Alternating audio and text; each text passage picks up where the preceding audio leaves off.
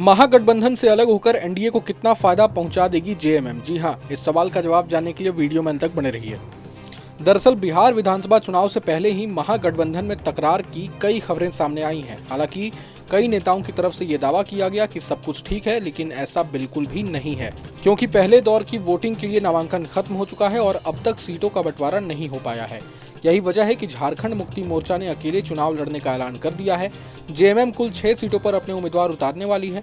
महागठबंधन से अलग होने पर झामुमो नेता मनोज पांडे ने कहा कि हर पहलू पर बातचीत चल रही थी, लेकिन जब हमें सकारात्मक जवाब नहीं मिला और हमारी मांगी गई सीटों की संख्या भी नहीं दी गई, एक राजनीतिक दल के पास क्या विकल्प बचते हैं, इसलिए हम पूरी ताकत से चुनाव लड़ेंगे। उन्होंने कहा कि अब चुनाव लड़ने का फैसला सभी पार्टी के नेताओं ने ले लिया है। 6 सीटों की घोषणा हो चुकी है और आज उम्मीदवारों के नामों का ऐलान किया जाएगा। उन्होंने कहा कि जरूरत पड़ने पर हम कुछ और सीटों पर भी उम्मीदवार उतार सकते हैं। मनोज पांडे ने कहा कि हमें महागठबंधन में कम आंका गया है, जबकि पूरे देश ने हमारे नेता और हमारी पार्टी के करिश्मे को देखा है।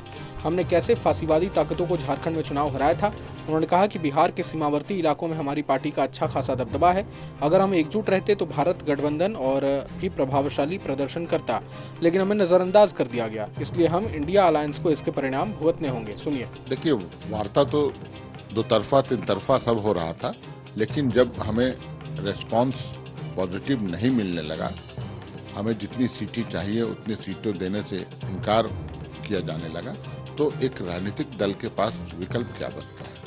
हमें अपनी पहचान भी बचानी है, हमें अपना जनाधार भी बढ़ाना है, हमें एक राष्ट्रीय पार्टी के रूप में पहचान बनाने की भी एक मंसूबा है, तो फिर दूसरा विकल्प बचता नहीं। हम चुनाव लड़ेंगे, मजबूती के साथ लड़ेंगे। यह फैसला हो चुका है, 6 सीटों की घोषणा हो चुकी है, उम्मीदवारों की घोषणा भी आज हो जाएगी। जरूरत पड़ी तो हो सकता है और कुछ सीटों पर हम उम्मीदवार उतारें।